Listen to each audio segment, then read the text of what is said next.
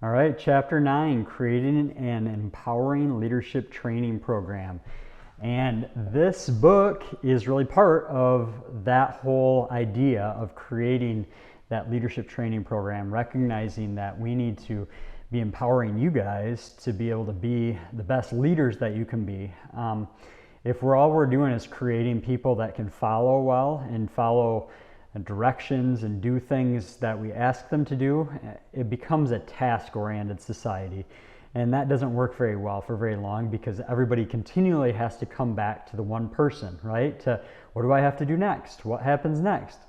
But that's not who we are creating. We're not creating an environment or a culture like that. We're creating a culture of leaders. And so part of that is creating a training program that would work alongside that. So Chapter 9 dives into this directly. And so one of the first things I wanted to read is very empowering leaders will attract many people who want to volunteer and be interns for them. So one thing to look at is if you have people that are starting to surround you or come to something that you're doing, there's a very good possibility that you are an empowering leader and that people are looking to you because they see what a great culture that you bring with you.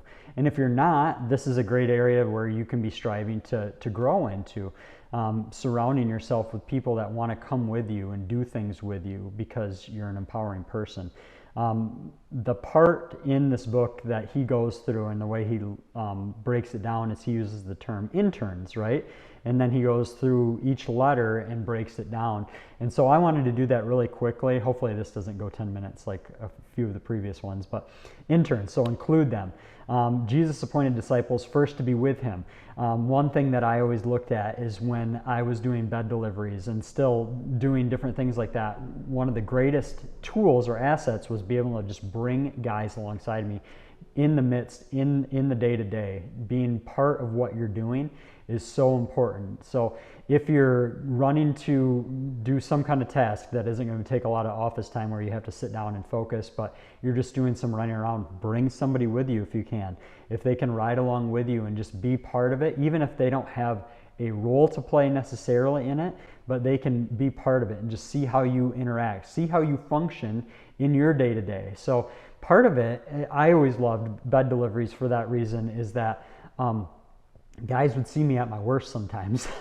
and so they saw that, like, when conflict or things came against us, like how I reacted to those things. And sometimes it was good and sometimes it was not good.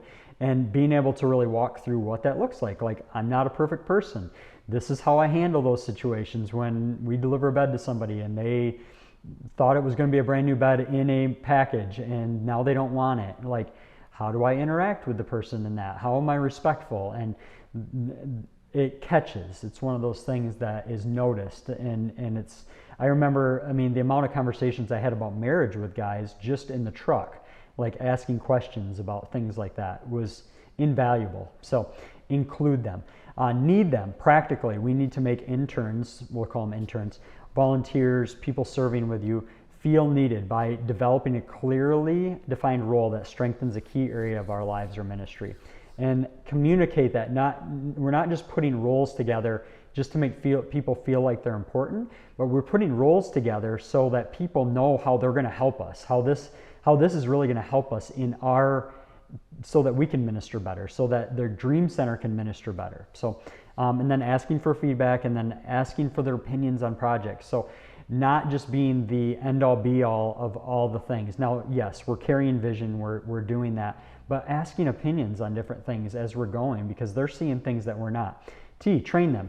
So it goes through an awesome list of different things that we can do that we want people to grow in. And out of that list, of course, some people are going to have those down pat, like integrity and purity. Maybe somebody has that, and we don't have to focus on that, but we need to focus on, how they're communicating with people around them, how they're communicating with people in their environment, how they overcome a discouragement. Maybe it's that, but that can help us create a pathway for somebody on their leadership journey on different things on how they can grow and get better at those things. So this is a great list to be able to point back to and say, we need to work on maybe it's something as funny as public speaking. Like, they need to be able to, in a group setting, like here's some tips on how you can be a better communicator inside of a group setting.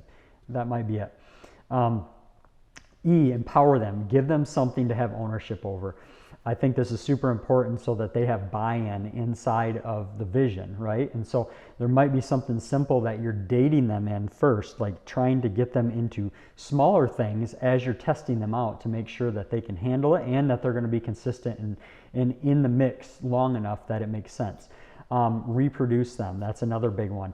And notice them. Notice the good things that are that they're doing, and mention them to them and to other people. Like mention the people that are serving with you, volunteers.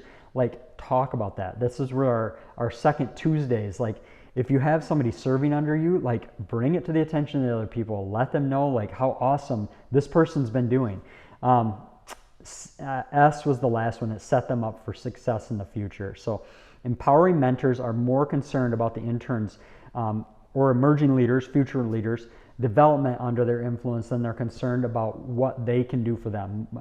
Being more concerned about how they can grow and get better than you are about what the tasks they're accomplishing for you. Now, are there certain things that need to be done? Absolutely.